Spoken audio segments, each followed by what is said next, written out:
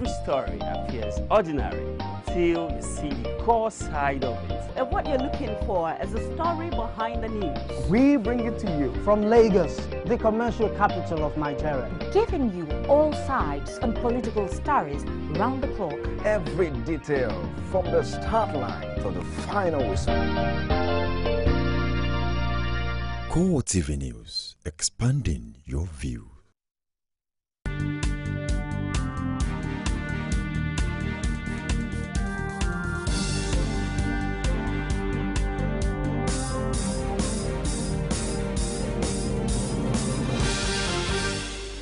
Good evening and welcome to CoreTV Primetime News. I am Nifemi Oguntoye in our top story. Preparations in top gear at Eagle Square, Abuja as Nigerians warm up for President-elect Muhammadu Buhari's inauguration as president.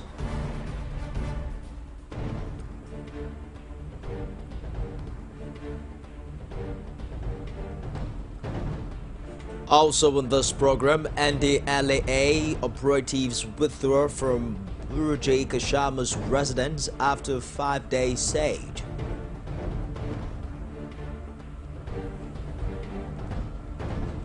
Nigeria's Minister of Agriculture, Akinwumi Adesina, emerges president of African Development Bank.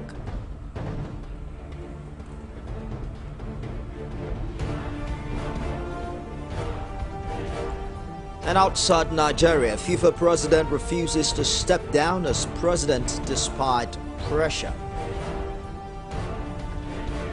While it's Nigeria's most anticipated ceremony of the year, as over 50 heads of state and government, including a delegation from the United States led by Secretary of State John Kerry, will all witness the historic inauguration of the 5th executive president of Nigeria, Muhammadu Buhari.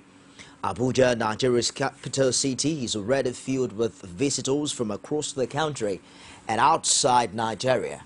There's been a beehive of activities in town, with citizens anxiously waiting for the hour to come, as the city is already wearing a new look.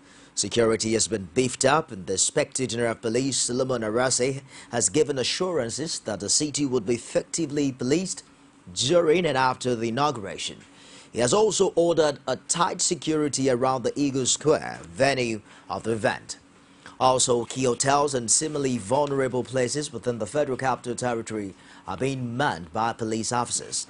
This is the first transfer of power from the ruling party that has been in government since 1999 to the opposition party. The military have been seen patrolling the city to ensure that there's no breach of peace at the FCT. Meanwhile, President-elect Muhammadu Buhari has arrived at the presidential villa for a tour of the facilities. He arrived at exactly 11 a.m. and immediately went into a closed-door meeting with outgoing President Goodluck Jonathan. The president is expected to conduct Buhari round the villa.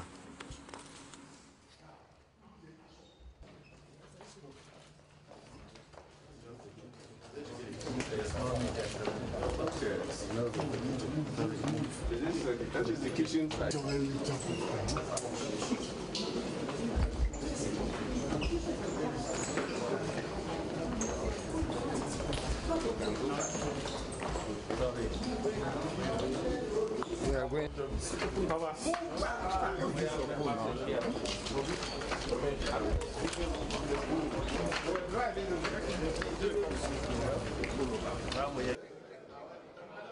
President Goodluck Jonathan has formally presented his handover notes to President-elect Muhammadu Buhari.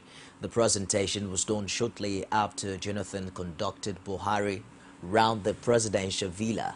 He also handed over an executive summary of his handover notes, as well as a copy of the report of the National Conference to the incoming president. The Vice President Nnamdi Sambo had also similarly conducted the Vice President-elect Yemi Osinbajo round his wing of the villa. Hand over the reins of government, I believe that our nation is secure, our democracy is stable, and the future is bright.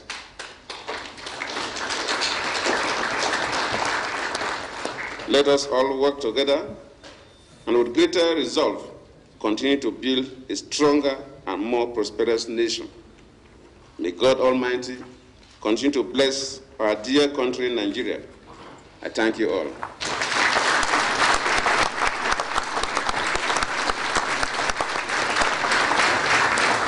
So it's my pleasure, on behalf of the Vice President, members of the Cabinet, and other senior government functionaries, to formally hand over these notes to General Muhammadu Buhari, the President-elect, who will assume office tomorrow. Congratulations.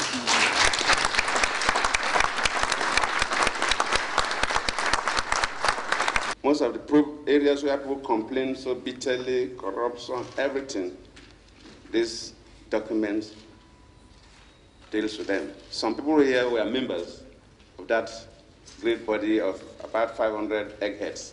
It's my pleasure to hand over this also to you.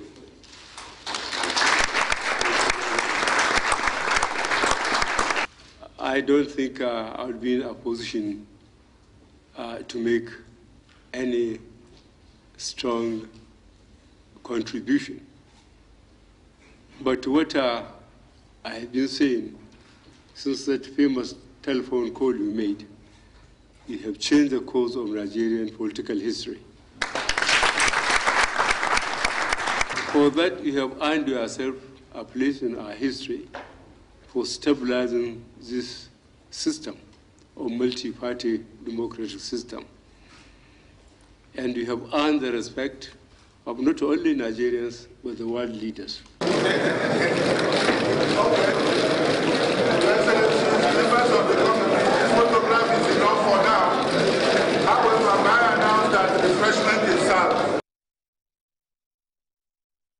A federal high court in Abuja has dismissed a suit seeking to restrain the Chief Justice of Nigeria from swearing-in President-elect Muhammadu Buhari on May 29. The suit was filed on Tuesday by a civil rights group, Advocacy for Societal Rights Advancement and Development Initiative.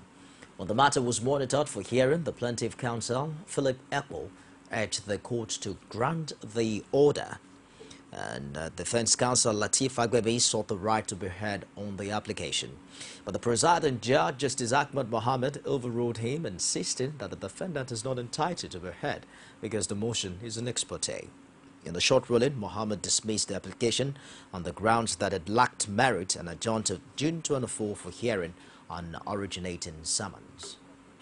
Reached by the court was that the motion lacks substance on so many grounds. One, election took place 2 months ago. Don't forget, it took place on the 28th of March. Today is 28th of May. The matter, this motion or suit was filed on the 26th of May, 2 months after the election. And you are seeking to stop the swearing in of the president-elect. The conclusion reached by the court is that it is a frivolous application coming, as it were, 2 months after the election. Well, I will not say so. I am not the law. I'm talking about considering the ruling. Considering the ruling. I believed before now that the applicant had the right of approaching the court. But I abide by the ruling of the court. I am not the law. I'm only a lawyer.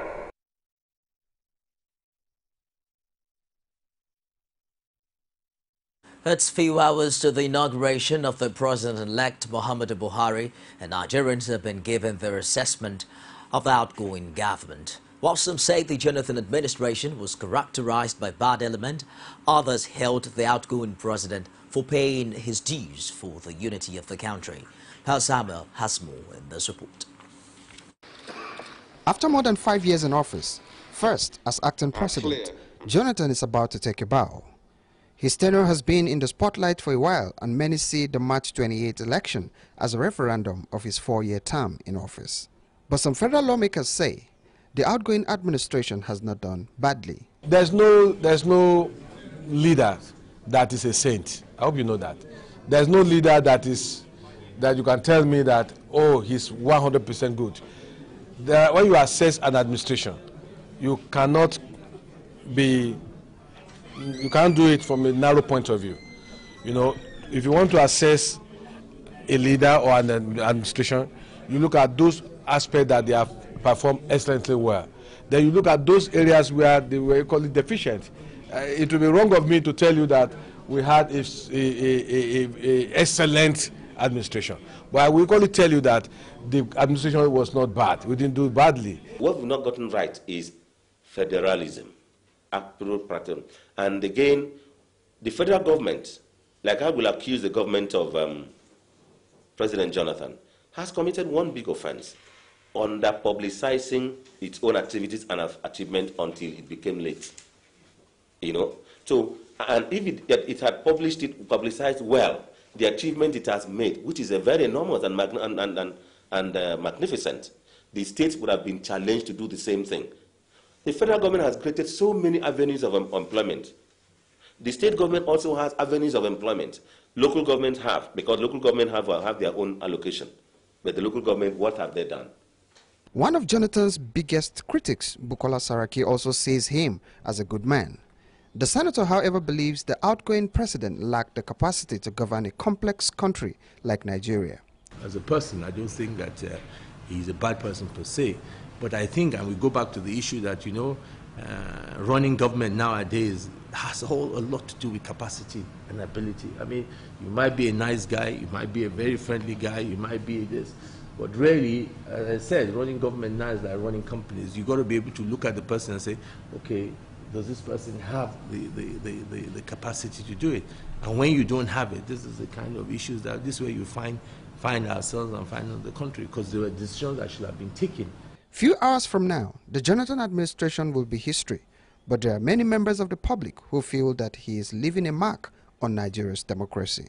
The outgoing president, that is President Goodluck Ebele Jonathan. Yes. As a president, he has done his best. To him, he has done his best because you can do more than what you know. A cross-section of Nigerians, however, did not believe that the administration did much to fight corruption. They are also not impressed with the quality of ministers in the Jonathan's cabinet. I will assess him averagely. The government is not too bad. You can look at the various challenges it's had. There is no way we can go forward in the midst of those challenges. Goodluck tried to stop corruption. Will I say, trying to use reform in terms of bringing technology to stop corruption. Unfortunately, after blocking the loopholes where most of these funds we are leaking out from, his ministers, the PAM6, civil servants, now cornered contracts. He doesn't have good advisors. That is the problem, and that one made him not to succeed. The Jonathan years will soon be coming to an end, and the expectations among Nigerians is that the incoming administration will bring about the change they opted for. Pius Samuel, CoreTV News, Abuja. The National Orientation Agency has charged Nigerians to support the new administration in the country. It noted that it's by cooperating with the government that the much-needed development will follow. NOA Director General Omeri gave the charge in the message of felicitation to Nigerians on the 2015 Democracy Day celebration, which also marks the inauguration of the new government led by Muhammadu Buhari. He also urged Nigerians to celebrate this year's Democracy Day with deep reflection on the state of the nation and the necessary commitments citizens must make to collectively overcome the national challenges. Senate President David Mark has called on the President-elect Muhammadu Buhari to adhere strictly to the rule of law and respect human rights while discharging his constitutional responsibilities. He specifically appealed to him to do the needful for citizens, anchoring his actions on adherence to rule of law, respect for human rights, freedom of expression, equity, and justice. The Senate President says he anticipates an egalitarian society under the new government where all citizens will be safe and protected to live and carry out his or her legitimate duty without fear of molestation or harassment in any part of Nigeria. Mark, who stated this in his goodwill message to Nigerians on the occasion of Democracy Day celebration, also says all hands must be on deck now wherever one places or a role to ensure that the democracy endures. The Senate President took stock of the 16 years of uninterrupted democratic rule in Nigeria and urged citizens to persevere more for the continued sustenance of the system of government. Nigerians are no doubt counting hours now to the end of the tenure of President Goodluck Jonathan and the 16-year rule of the People's Democratic Party. But beyond the May 29 inauguration, Nigerians expressed their expectations of the Buhari administration. The 29th of May 2015 will no doubt be the dawn of a new era in Nigeria, with the inauguration of the 5th Executive President, Muhammadu Buhari, of the All Progressives Congress. This, to Nigerians, should be the time to reprioritize Nigeria's problems and tackle corruption. Professor Abdul Ghani Ambadi, the Vice Chancellor of University of Ilorin, expresses confidence that Nigeria will experience positive turnaround in the administration of Muhammadu Buhari. In terms of what the incoming government should do, well, I admire and respect the administration, the incoming administration, and based on the antecedents of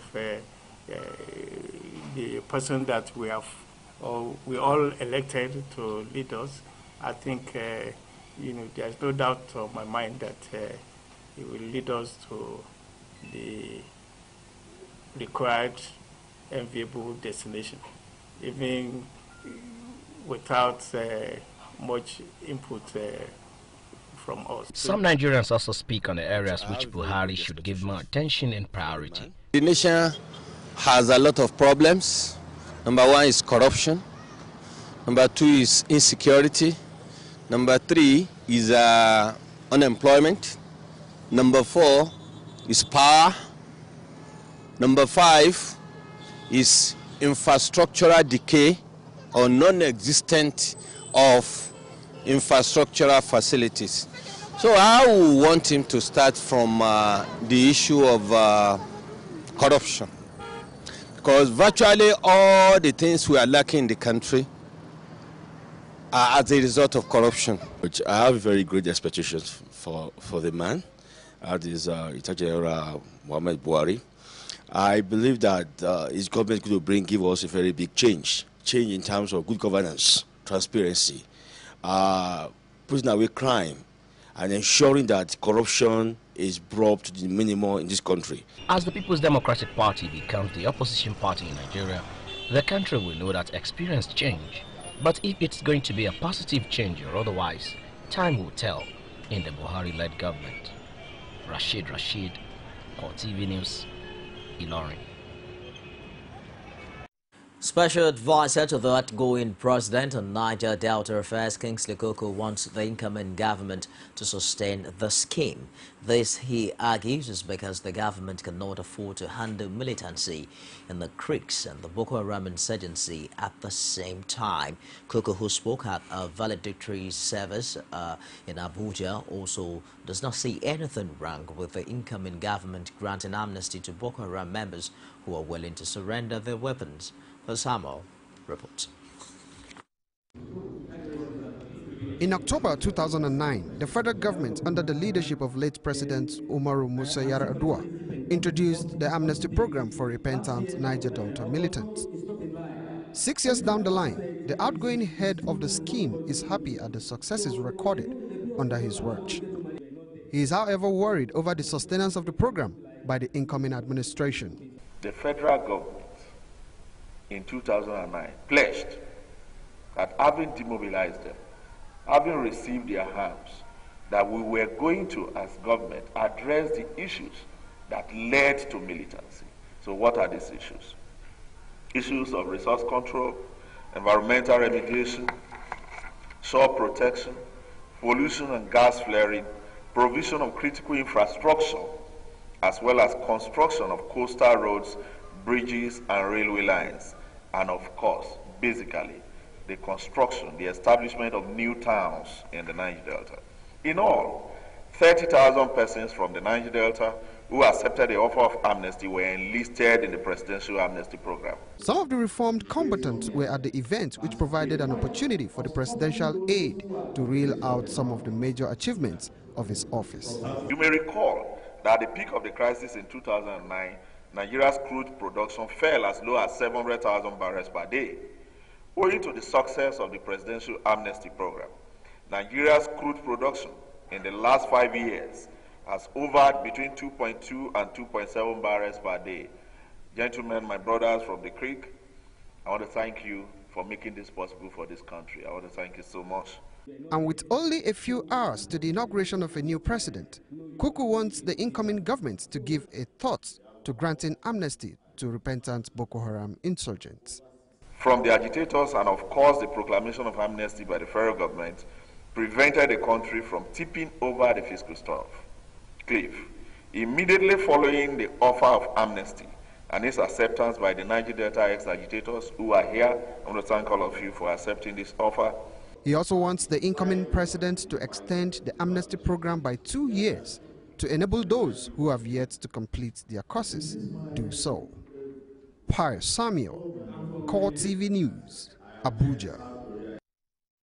Finally, NDLEA quits Kashamu Buruji's residence in Lagos. Find out more of the story and others after this timeout. Don't go away.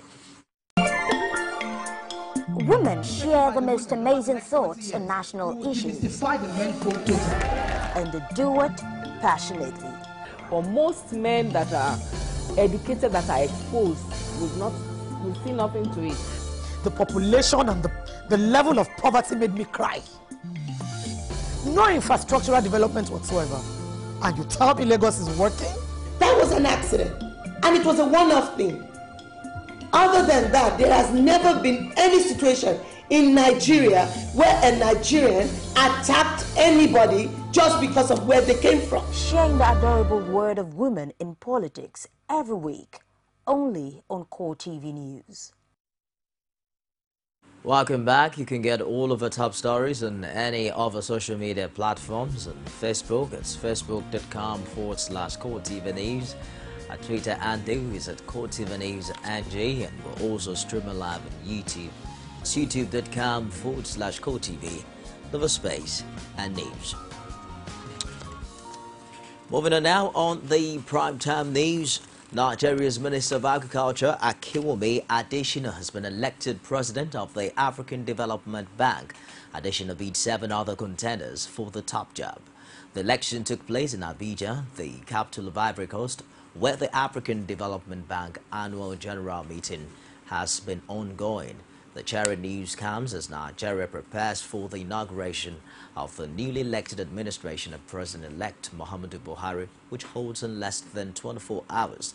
The incumbent president had in April communicated his backing of Adesina's candidacy to the Ghanaian President John Dramani Mahama, who is the current chairperson of the ECOWAS.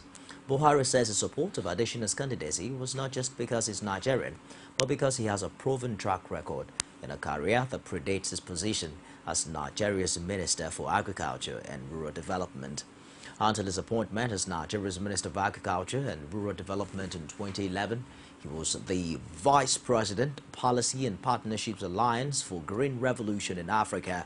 He also held senior leadership positions in a number of agricultural institutions in the world. Operatives of the NDLEA have withdrawn from the residence of Senator-elect Buruji Kashamu. The operatives of the National Drug Law Enforcement Agency had laid siege at the residence of the Ogun State Senator-elect Buruji Kashamu since Saturday in an effort to extradite him to the United States to face drug charges. A federal high court sitting in Lagos and West State had declared as illegal the arrest and planned extradition of the senator-elect in relation to drug trafficking allegations from which he had been exonerated by 2 British courts. The court restrained security agencies from unlawfully arresting and extraditing Buruji Kashamu to the United States. And away from that story, some inhabitants of Ijebu staged a protest at the Lagos residence of Ogun East Senator-elect Buruji Kashamu against officials of the Nigerian Drug Law Enforcement Agency. They're asking the operatives of the agency to vacate his residence to allow him access freedom as it is constitutional. Olatunde has details of the report.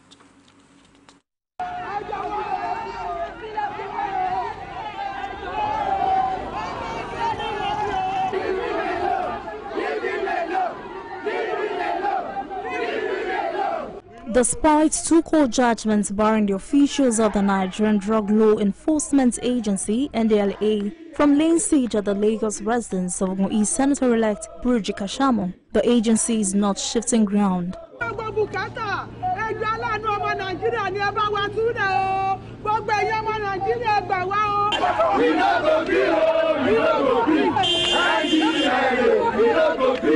Today, hundreds of supporters from his hometown, Ijebu, staged a protest at his Lagos residence, demanding for the operatives to vacate so he would live his life like all the Nigerians.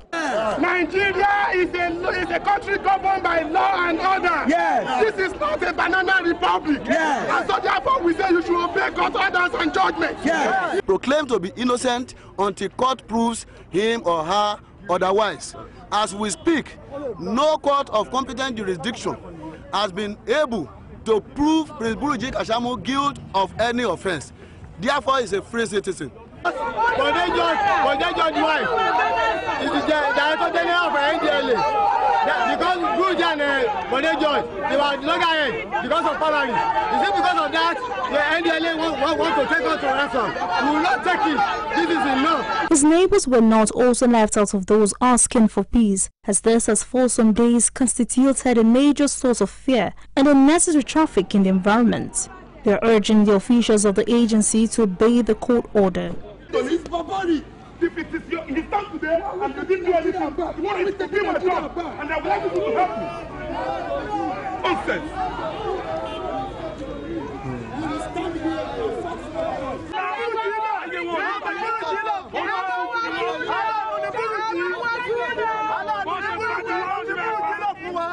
The officials are seeking to arrest the senator-elect and extradite him to the United States to face a drug-related charges which has been on since 1994. The question is, will he be free for swearing in as a senator in June? Olajumoke Olatunji, CoreTV News, Lagos. And now to Imo State, where preparation is in top gear as the people of the state eagerly await the swearing-in of State Governor Rochas Okorocha for the second term. APC one-out flags in the state and around the government house have been replaced with new ones ahead of the inauguration ceremony. And the influx of indigents and supporters of the governor who have traveled across the country to celebrate with the governor. The governor, also in the spirit of excitement, took a ride around the government house on a bicycle.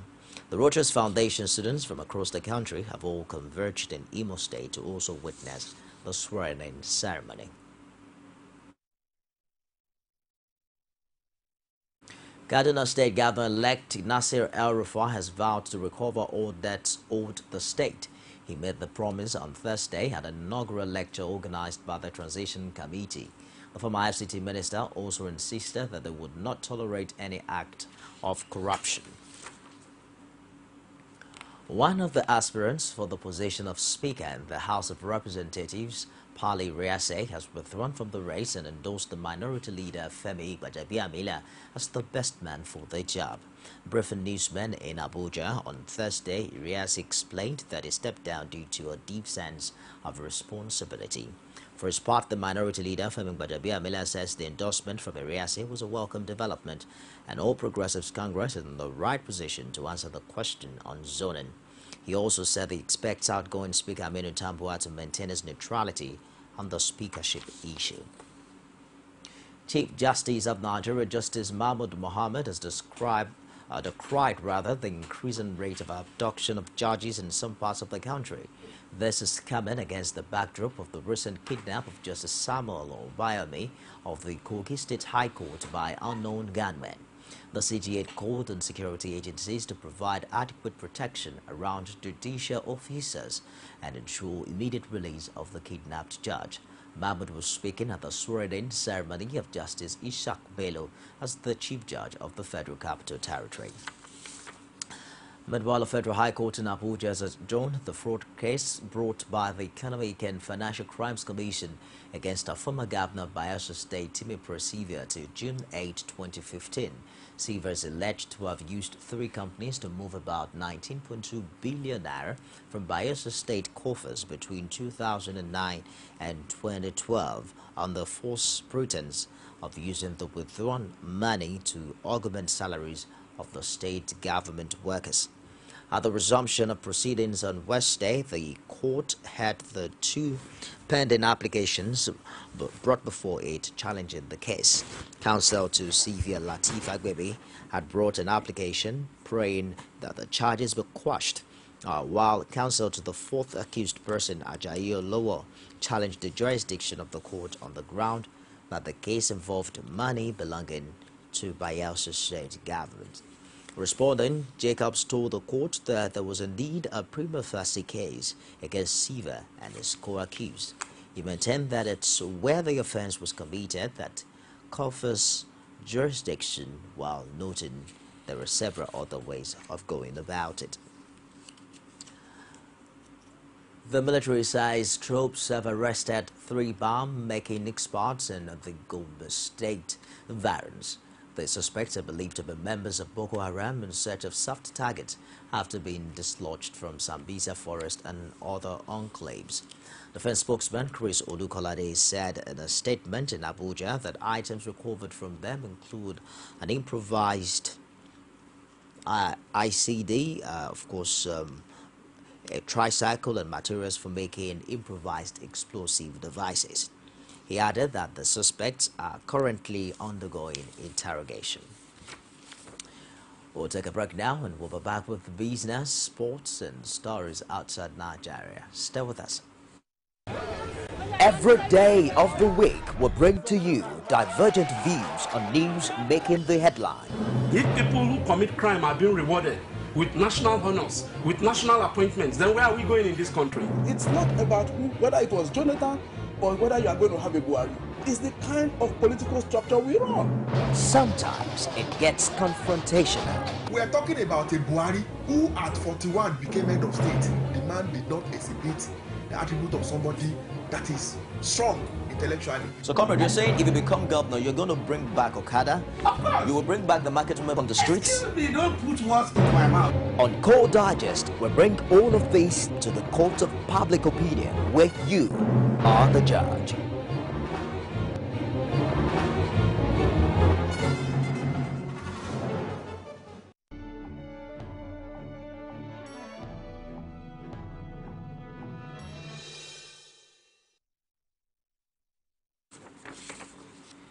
On business tonight, the National Bureau of Statistics released the merchandise trade statistics for the first quarter of this year, noting that the country recorded 110.02 billion naira decline in trade from 4.98 trillion naira in December 2014 to 4.87 trillion naira at the end of March.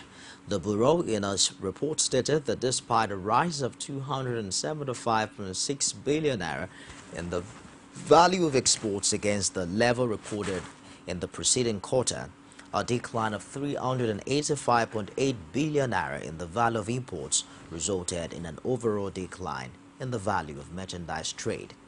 In terms of the country from where the products were imported from, the report stated Nigeria imported goods from China, United States, Belgium, the Netherlands and India, which respectively accounted for 387.5 billion naira, 133.8 billion naira, 118.7 billion naira, 108.7 billion naira, and 96.6 billion naira, respectively. The report stated that liquefied natural gas was the product with the second greatest export value after crude oil, with a value of 306.2 billion naira. The Nigeria Customs Service has called on the National Automotive Council to work out the technology that will convert all abandoned vehicles littering the nation's roads into something useful. The Controller General of Customs, Alhaji Diko Abdullahi, said this through the Assistant Controller General, Tariff and Trade, Banke Adeyemo, at a forum in Lagos. The forum focused on the Nigerian Automotive Industry Development Plan in conjunction with Ships and Ports Communication Company. Abdullahi said Nigeria has got huge quantities of scraps along Nigerian roads. Since metal scrap is prohibited from being exported, National Automotive Council can set up a structure for the use of the scrap in the auto policy. The Group Managing Director and Chief Executive Officer, First Bank of Nigeria Limited, BC Onosoya, is set to retire this year upon the completion of his tenure.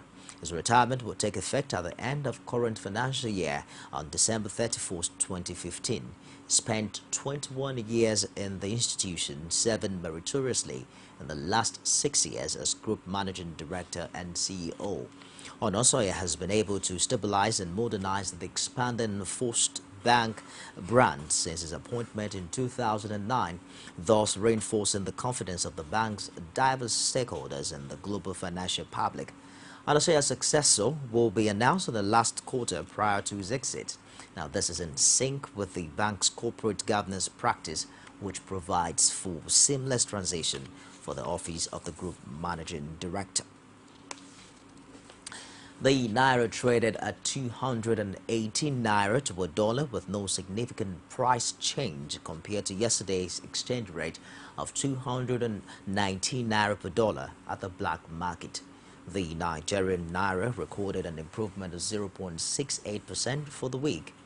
The activity level in the parallel market is still weak across major foreign currencies. Official CBN dollar rate remains at 197 Naira per dollar.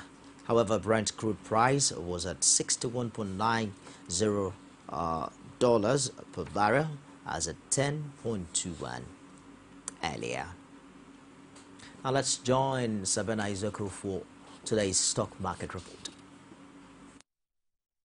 CoreTV News Stock Market Report.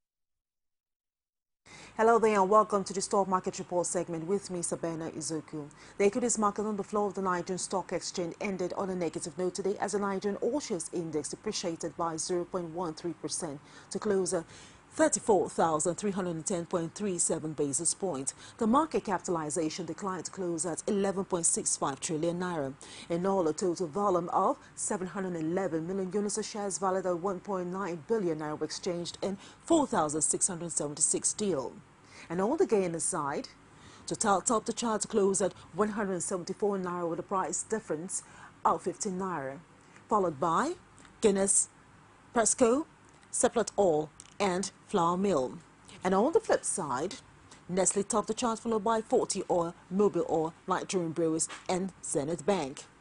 And for the top trade side, United Bank for Africa topped the chart, followed by WAPIC, First Bank Nigerian Holding, Axis Bank, and Diamond Bank. Just before we wrap up the stock market report, here's the currency trade for today. I am Sabina Izoku.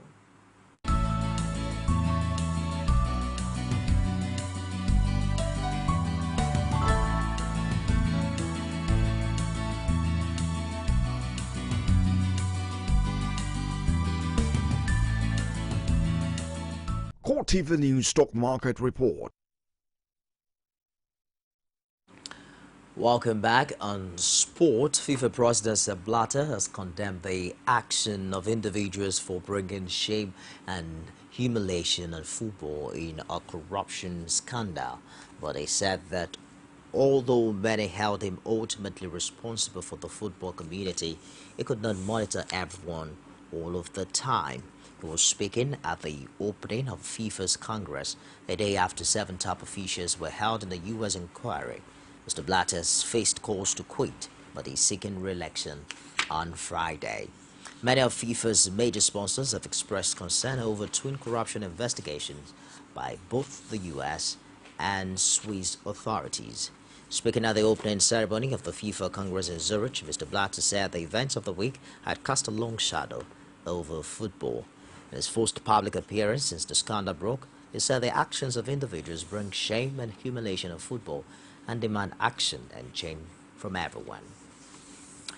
Newly crowned BBC Women's Football of the Year, Asisat Oshoala tops the list of 23 players released by Super Falcons coach Edwin Okon for the 2015 Women's World Cup starting in Canada next month. Also conspicuous in the list are team captain Evelyn Nwambuoku, top scorer at the 2014 African Women's Championship, Desire Oparinose, and veteran goalkeeper Precious Dede.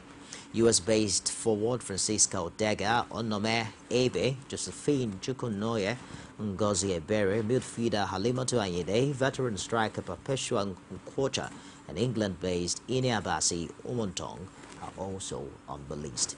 Coach Okon left out goalkeeper Sandra Chichi and 2012 FIFA Under-17 World Cup's top scorer Chinwedu Ehezo.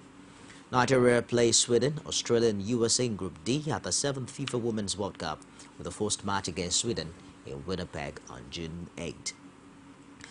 Newly appointed Enugu Rangers caretaker coach Imama Pakabo has insisted that the Flying Antelopes need to change their orientation to get the expected results when the 2014-2015 league season continues on June 14.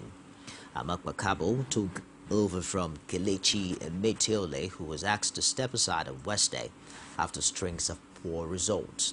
He said that Rangers' need for improved results is to have a new perspective, while claiming he has stayed in the club long enough to understand the terrain to do well. Meanwhile, media officer Foster Chibe hinted that the Flying Antelopes have only told their head coach Kelechi Emeteole to step aside and that they have not sacked him, as erroneously reported in some section of the media. Rangers are 12th on the log with 11 points from 10 matches on the Nigerian Premier League table. And out to tennis defending champion Marisha Rapova and 17-time Grand Slam winner Roger Federer enjoyed comfortable second-round wins at the French Open in Paris. Sharapova, 28, dispatched world number 91 and fellow Russian Vitalia Denchenko 6-3, 6-1 in 81 minutes. Switzerland's Federer, 33, recovered from a breakdown in the second set to beat Spain's Marcel Granollers 6-2, 7-6, 7-1, 6-3. And Simano Halep, runner-up in 2014, is out after defeat by Mirjana Lushik Baroni. Rory McIlroy faces an uphill battle to make the cut at the Irish Open after carding a 9 over par 80 in the first round at Royal County Down. McIlroy, 26, struggled with all areas of his game as he posted 5 bogeys in his first 9 holes and dropped off further. The world number 1 has missed the cut of the last 2 Irish Open tournaments. England's Danny Willett, Argentina Emily Grillo and Dean Soren shared the clubhouse lead on 2 other. They enjoyed a one-shot lead over English trio Luke Donald, Matt Ford and Chris Wood, plus Sweden's Rikard Karlberg, who are all 1 under after the opening rounds.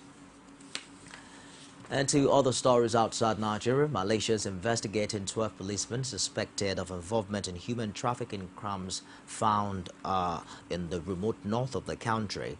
And according to Deputy Home Minister Wan Junaidi, 4 of them had been arrested during various police investigations since early last year. Authorities said 139 graves had been found on the border with Thailand. The migrants are mainly Rohingya Muslims fleeing persecution in Myanmar, also known as Burma, or economic migrants from Bangladesh. The 8 other policemen were arrested by the Malaysian Anti-Corruption Commission for alleged involvement in human trafficking. Reports says authorities have started evacuating the graves found in Jungle in northern Peli State to confirm how many bodies were held and who they were. Thai police also uncovered similar abandoned camps on the Thai side of the border earlier in May. To end CoreTV Primetime News tonight, a recap of a top story.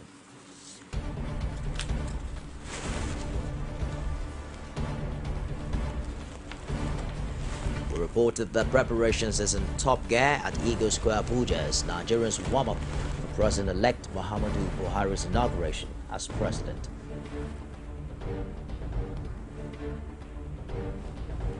And the LAA operatives have withdrawn from Burji Kashama's residence after a 5-day siege.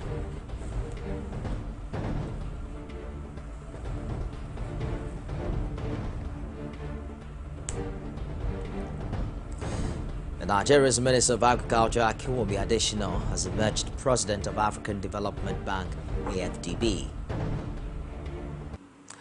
And that's it on CoreTV Primetime News tonight. On behalf of everyone here, thank you for watching. I am Nifemi.